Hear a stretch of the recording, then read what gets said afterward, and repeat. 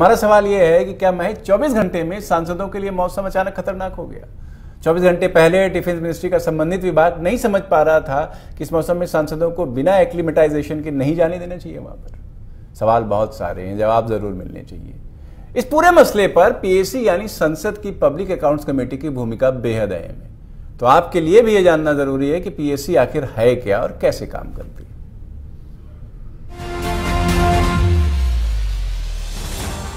लोक लेखा समिति संसद की ताकतवर माने जाने वाली समिति है। इसका काम सरकारी खर्चों के खातों की जांच करना है। जांच का आधार नियंत्रण और महालेखा परीक्षक यानी कैग की रिपोर्ट होती है। लोक लेखा समिति की रिपोर्ट में सिफारिशें होती हैं जो तकनीकी रूप से सरकार के लिए बाध्यकारी नहीं होती, लेकिन उन्हें गंभीरता से लिया जाता है और सरकार संसद में कार्रवाई नोट्स भी रखती है। इस समिति का कार्यकाल 1 साल का होता है। विपक्षी दलों की राय से लोकसभा अध्यक्ष इस समिति के अध्यक्ष की नियुक्ति करता है। समिति में अधिकतम 22 सदस्य हो सकते हैं। वर्तमान में लोक लेखा समिति के अध्यक्ष कांग्रेस पार्टी के सांसद अधीर रंजन चौधरी हैं। कांग्रेस सांसद अधीर रंजन चौधरी संसद की लोक लेखा समिति यानी पीएसी के अध्यक्ष चुने गए हैं। संसद की इस समिति के अध्यक्ष का पद परंपरा के तौर पर विपक्ष के पास रहता है। इस कमेटी में लोकसभा और राज्यसभा के 19 दूसरे सदस्य भी चुने गए हैं। इनमें लोकसभा से 15 और राज्यसभा से 5 सदस्य शामिल हैं। समिति का कार्यकाल 1 मई 2020 से शुरू हो चुका है, जो 30 अप्रैल 2021 तक रहेगा। इस समिति में डीएमके के टीआर बालू, बीजेडी के बी मेहताब, बीजेपी के जगदंबिका पाल, जेडीयू के राजीव रंजन सिंह, शिवसेना के राहुल रमेश शेवले, वीएसआर कांग्रेस के बाल शौरी वल्लभ नैनी आदि सदस्य लोकसभा के थे। वहीं राज्यसभा के सदस्यों की बात करें तो बीजेपी के राजीव चंद्रशेखर, शिरोमणि अकाली दल से नरेश गुजराल, टीएमसी के सुखेंदु शेखर राय और बीजेपी से भूपेंद्र यादव आदि सदस्य शामिल हैं।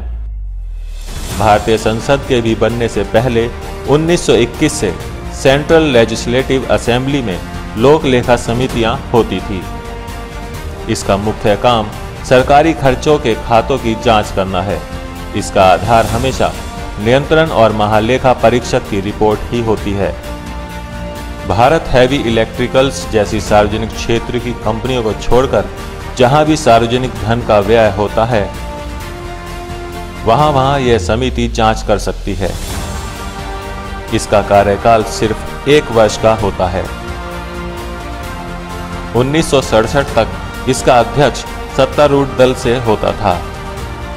1967 के बाद से हमेशा इसका अध्यक्ष विपक्ष से होता है।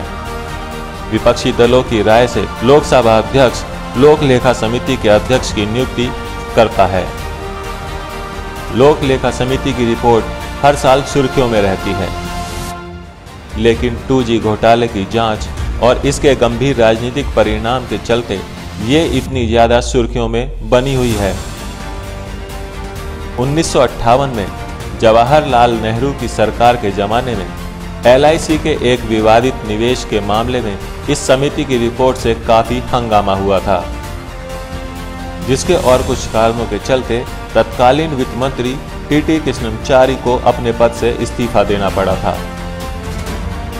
वहीं लोक लेखा समिति के अलावा और भी कई महत्वपूर्ण संसदीय समितियां होती हैं, जिनमें से कुछ प्रमुख हैं।